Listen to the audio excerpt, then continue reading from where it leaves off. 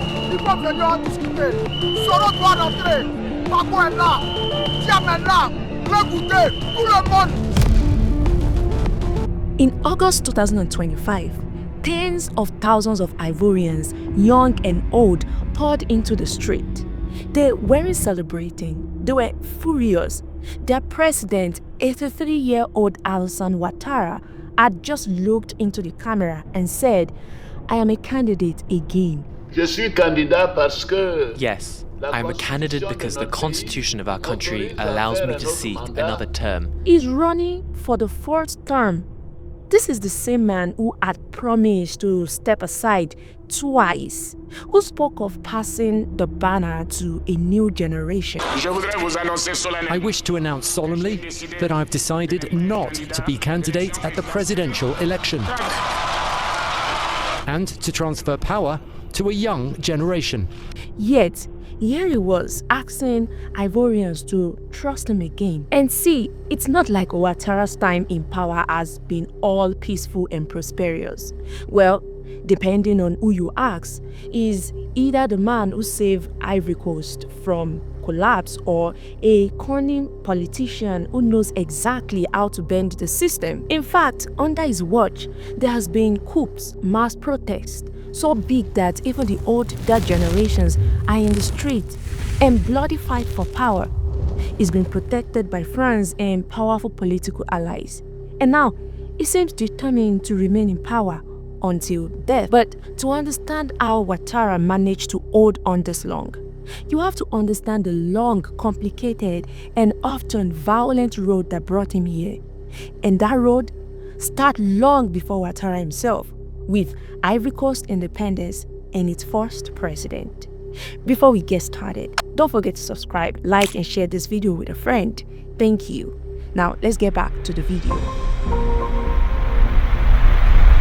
This is Côte d'Ivoire, or in English, Ivory Coast, rich in gold, cocoa, coffee that could feed an empire.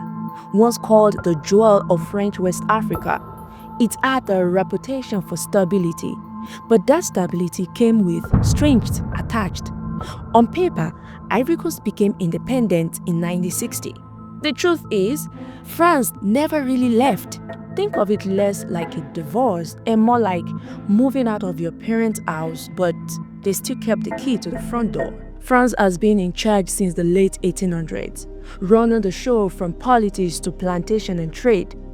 They weren't ready to give all of that influence overnight, but they also knew they can keep ruling forever. So they created what became known as Françafrique, a network of political deals, military support, and economic control that let them keep influence even after independence. This is where Félix Houphouët-Boigny comes in, Ivory Coast's first president. Born in 1905 to a cocoa farmer, he was already a seasoned politician in France before independence, even serving as a minister in Paris. Unlike other African leaders who demanded a clean break, he believed in staying close to France. His cooperation strategy paid off because when independence came on August 7, 1960, it was smooth without bloodshed, even celebrated in Paris. Under his rule, the economy boomed. Coca exports made the country rich. Abidjan was nicknamed the Paris of West Africa. And France poured in investment, aid, and military protection. But it came at a cost. He ran a one-party state, silenced his opponents, and left France and firmly on Ivorian politics.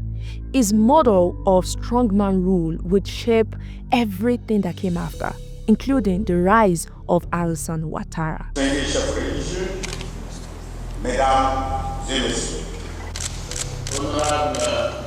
By the late 1980s, Ivory Coast golden years were fading fast. Coca and coffee prices, the pillars of the economy, had collapsed. Factories slowed down. Unemployment rose and national optimism was quickly replaced by uncertainty. Houphouët-Boigny knew he needed more than a politician. He needed someone with international credibility who could reassure Ivorians and calm foreign investors. So in 1990, he turned to Alassane Ouattara, appointing him prime minister. He was known simply as economist, born in 1942 in what was the French West Africa. He grew up in a country still finding its identity after colonial rule. He was ambitious, disciplined. He built his power in finance, not in the army or on the street. Now, in the 1960s and 70s, he studied in the United States, earning degrees in economics from Drexel University and the University of Pennsylvania. He was already making a name for himself in the IMF. In 1988, he became the governor of the Central Bank of West African State, managing monetary policy for 8 countries. As Prime Minister, Ouattara cut government spending and restructured debt. His policy won him praise from Western institutions, but also many enemies. When Houphouët-Boigny died in 1993, a battle for succession erupted. Parliament Speaker Henri Konan Bédié claimed the presidency, but Ouattara believed he still had a chance. That hope was crushed by a new law. The infamous Ivoirité clause required both parents of presidential candidates to be born in Ivory Coast. For Ouattara, whose father was born in Burkina Faso, it was a political sentence.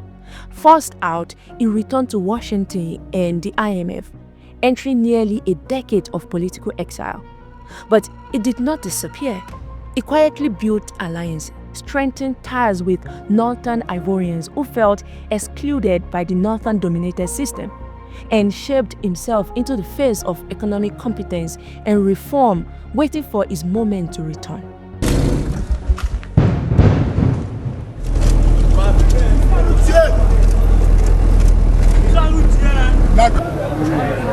You remember Ivoirité, right? The idea that only real Ivorians could hold the highest office, a law that was used to block Ouattara from running. It made the country more divided, North against South, Muslims against Christians, and local against immigrants. By September 2022, tensions over Ivoirité erupted into civil war. Rebels took over the North, while the government held the South. Ouattara's house was burned, forcing him to flee to the French embassy for safety. Suddenly, the country was split. Rebel held North, government held South, in chaos in between. France intervened with Operation Corn, and the United States deployed peacemakers. A peace agreement in 2007 finally set the stage for elections, though they kept getting delayed. But finally, in 2010, Ivorians were ready to vote. The first round took place on October 31st and second on November 28th. Ouattara appeared to be the winner until the Constitutional Council intervened. They threw out votes from rebel supporting North areas and declared Laurent Gbagbo the winner. Le Conseil constitutionnel ne peut pas, d'office, remplacer la The commission result électorale. ignited one of the bloodiest chapters in Ivory Coast history. Ouattara was declared the winner by the Electoral Commission, but Gbagbo refused to admit, insisting there had been fraud. 2 presidents, 2 governments, and the street became battlefields. The conflict lasted 4 months. At least 30,000 people were killed. Thousands more fled their homes. But Ouattara had something Gbagbo didn't: unwavering support from France, the United Nations, and northern rebel forces. In April 2011, with France's military assistance, Gbagbo was captured in his residence. Finally, in May, Ouattara was sworn in as president. Some see this as democracy winning. To others, it was power imposed by foreign guns. Either way, Ouattara had arrived, and he was not going anywhere anytime soon.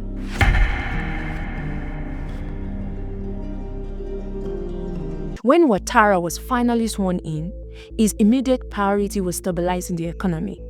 He leaned on his experience as an economist. He pushed for debt relief, re-engaged international investors, and implemented economic reforms that got the country moving again. Cocoa, the backbone of Ivory Coast economy, saw a production rise, and foreign investors slowly come back.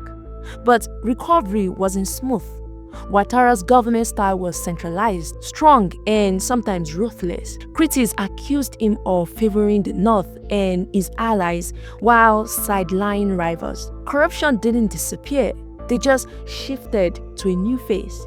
And the wounds from the post-election conflict didn't heal overnight. Thousands of displaced citizens still couldn't return home safely, and national reconciliation was slow and painful. By his second term, Ouattara had the image of a leader who could bring order after chaos. Roads were built, foreign investors they returned, and Ivory Coast GDP growth became among the highest in Africa. But behind this stability, there was one question: how long would Ouattara stay in power? Voters in Ivory Coast have been casting their ballots in a referendum to approve a new constitution. President Alassane Ouattara says the changes are needed to help bring peace after years of conflict. Now, in 2016, Ouattara's government introduced sweeping constitutional reforms. The official story was that these changes were meant to modernize the political system and heal old divisions. The presidential age limit of 75 was removed. The controversial Ivory clause, which required both parents of a presidential candidate to be born in Ivory Coast, was eliminated. But to many, they seemed designed for one man, Alassane Ouattara, because at that time he was 74, which would have been ineligible under the old rule. Without the Ivory restriction, his own percentage no longer posed a political obstacles. The new constitution also reset the term limit clock. Ouattara's first two terms under the previous constitution no longer counted. It was a legal loophole with huge political consequences.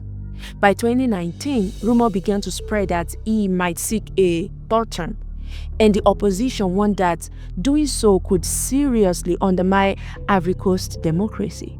Then, in March 2020, Ouattara gave a speech many saw as a promise. It is time to hand over to a new generation of leaders.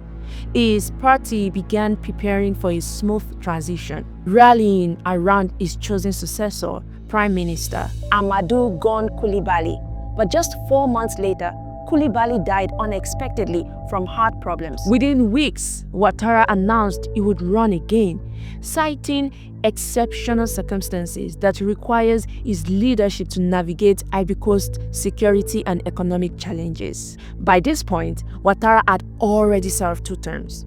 Economically, the country had made progress, but politically, tensions were high. The Ivorian constitution limited presidents to 2 terms. Yet, Ouattara argued that the 2016 constitutional reset had effectively wiped the slate clean, meaning his previous term no longer counted. By the time the 2020 election was held, more than 80 people had been killed and hundreds injured. Several major opposition candidates boycotted the vote, calling it unfair. Ouattara won easily. But his third term began under a cloud of bloodshed and political mistrust. For many Ivorians, it was the moment they realized Ouattara might never leave willingly. The constitutional reset, the sudden reversal, and the death in the street deepened the divide between those who saw him as Ivory Coast anchor and those who viewed him as a threat to democracy. You see, to understand Ivorian politics, you can't ignore France. The old colonial ties didn't vanish in 1960. They evolved into a complex mix of influence, business, and diplomacy. France has long had a strategic interest in Ivory Coast. The country is rich in cocoa, coffee, and other resources that French companies historically controlled. Even after independence, French banks, corporations, and advisors remain deeply embedded in the economy, creating a network that could influence politics without ever needing to evade. During the 2010-2011 post-election crisis, France provided logistical and military support to forces aligned with Ouattara, while officially protecting civilians. Beyond military involvement, France influenced economic policy. French companies, they often won contracts first in sectors like energy, infrastructure, and telecoms, reinforcing the perception that foreign approval was essential for political survival. For local politicians, maintaining a good relationship with Paris could just be as important as winning votes at home. Locally, this foreign influence intersected with ethnic and regional politics. Ouattara's leveraged international support to strengthen his position in the historical marginalized north. Opposition parties argued that this created unequal playing fields, giving certain regions and ethnic groups more leverage than others. However, not all of France's influence was negative. Some argued that its involvement helped stabilize Ivory Coast after decades of civil conflict. Without international backing, the 2010 and 2011 post-election crisis could have been far more devastating. The takeaway? In Ivory Coast, politics is never purely local. Decisions made in Ivory Coast often affect France, and vice versa. Understanding this relationship explains how leaders like Ouattara was maintaining power through turbulent times, why elections remain contested, and why ordinary Ivorians sometimes feel that real power isn't fully theirs.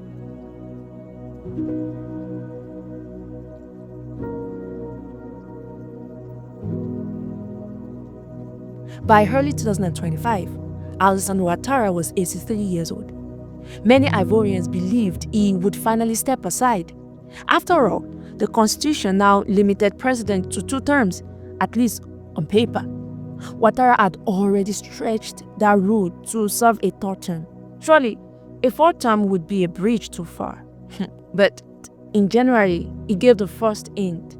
Speaking to his party, he suggested his health was still strong and that if the country needs him, he might consider running again. Then on July 29, 2025, the suspense ended. Standing before the camera, Ouattara declared he would seek a 4th term. He cited unprecedented security, economy, and military challenges that required experience. He warned of terrorist threat spilling over from the Sahel and regional instability as serious reasons. Though many Ivorians, they saw them as recycled excuses from 5 years earlier. The electoral playing field was anything but fair. Several heavyweight opposition figures were banned from running. Former President Laurent Gbagbo, Ouattara's old rival, was disqualified. Charles Blé Goudé, Gbagbo's former ally, was blocked. Former Prime Minister Guillaume Soro was also out. Perhaps the most damaging blow came when Tidjane Thiam, an international banker and leader of the Democratic Party of Ivory Coast, was removed on a technicality. The courts said he still held French citizenship when he declared his candidacy, even though he had since renounced it. One by one, their names vanished from the ballot. Protesters, thousands of them, have taken to the streets in Abidjan, Ivory Coast. Demonstrators demand reinstatement of several opposition leaders who have been barred from running in the upcoming October presidential election. Men and women of all ages marched together, demanding an inclusive election and chanting "No to the 4th term." Banners called it the last straw, and speakers accused Ouattara of betraying both the constitution and the people. The October election would decide the next 5 years and whether Ivory Coast slide back into political violence. Since independence in 1960, Ivory Coast has never seen a truly peaceful transfer of power. Every major election has been overshadowed by legal dispute, street protest, or outright violence. The 2010-2011 crisis left scars that still shape political life today. And now, in 2025, the country faces another turning point. What happens next won't depend on the October election, but more on whether the opposition can stay united, whether people keep pushing for fair politics, and whether the security forces follow the constitution or stay loyal to the man who has been in power for 14 years. Even with protests in the street, Ouattara isn't powerless. He has a strong network that protects him, both politically and physically. His party, the RHDP, controls important government jobs, local office, and election positions. Loyalists rely on him for influence and security. The military, police, and gendarmerie are filled with leaders loyal to him, tasked with keeping the country stable, but also defending the presidency. Even business leaders protect him because their wealth and project demand on the government staying the same.